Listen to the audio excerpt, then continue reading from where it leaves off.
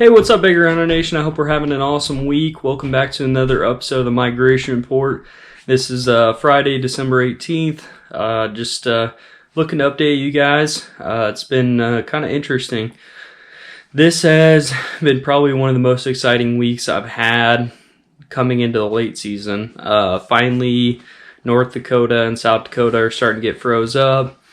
Finally got some big push of birds. So we're going to talk about gray ducks. At this point, gray ducks are pretty much out of here. I'll still catch maybe a pintail in the group. Now, I hunt eastern to central, and the way the zones work in Nebraska, there is a couple of zones that I do hunt. The ducks are still open for a couple weeks, and then there's a zone or two, or excuse me, there's one zone that just closed last weekend. So just got to keep an eye on that. If you're in Nebraska, make sure that you're in the right zone, and so you don't shoot ducks illegally. It is unfortunate that that zone closes so early, but kind of is what it is. So, run into a few pintails, maybe. Mallards wise, a lot of mallards finally push out. Now I'm not speaking for the west side, because the west side of Nebraska tends to be different. But last week, I guess I was in west Nebraska, saw a lot of mallards, but I think they've still got plenty to come too. So, eastern side, I think we got our big push, I would say, of our late season mallards. I think that we don't really have any more mallards left up north that'll come down. I think this is mostly it. You'll still see a trickle, and I'm sure you'll still find some here and there, but I think for the most part, mallards are pretty much here, and they're gonna take off the next cold front once things kind of freeze up. And there's actually quite a few that stick around all the rest of the year, so just get on them where you can. I think at this point, it's either going to be big reservoir that are maybe a farm pond with an ice eater, or mostly in our part, we're going to be field hunting them. This is kind of our big, this is our big jump from any type of water hunting to field hunting. Now, let's talk about geese, speckle bellies, and snow geese. I'll start with the snow geese. We got a big push of snow geese. Andrew from Redbeard's Calls. If you haven't checked out his Instagram, you better go and follow him.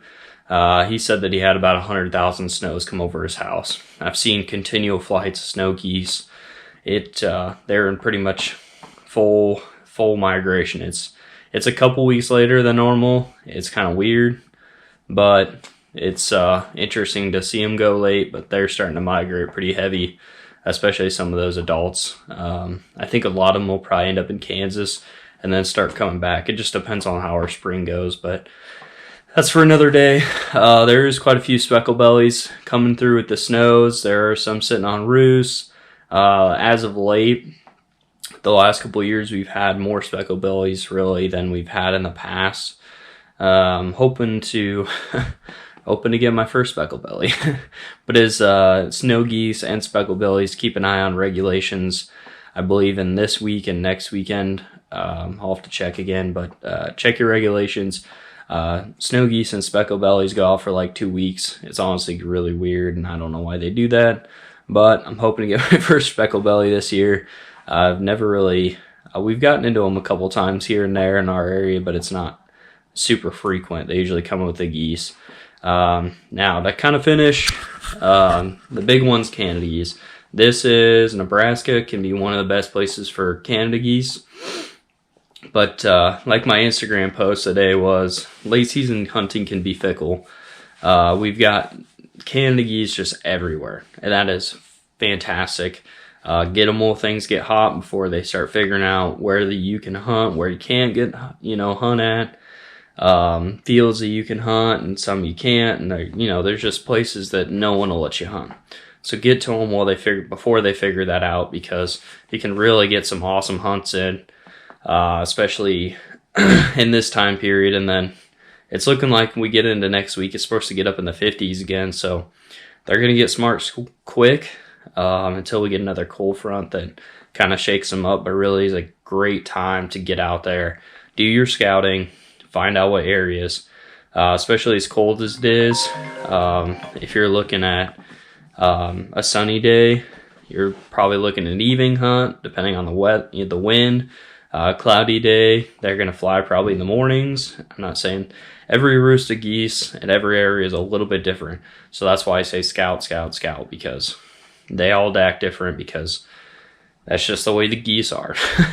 So keep an eye out, keep your eyes peeled at all times, because you never know when you're going to see a flicker of a wing out in the field driving by, and take a different direction home or back road, just something different, because if you use the same path, if you got a lot of geese and you know they're going to be these fields at this time, that's great. But if you're a new hunter, take back roads, take different directions, because you never know when those geese will appear. Another good way to scout for them, and I could do a video for this later, but if you know they're going to come off at a certain time, so like 3:30, 4 o'clock, get off work, run to a roost, get up with the geese, and then just follow them to a field.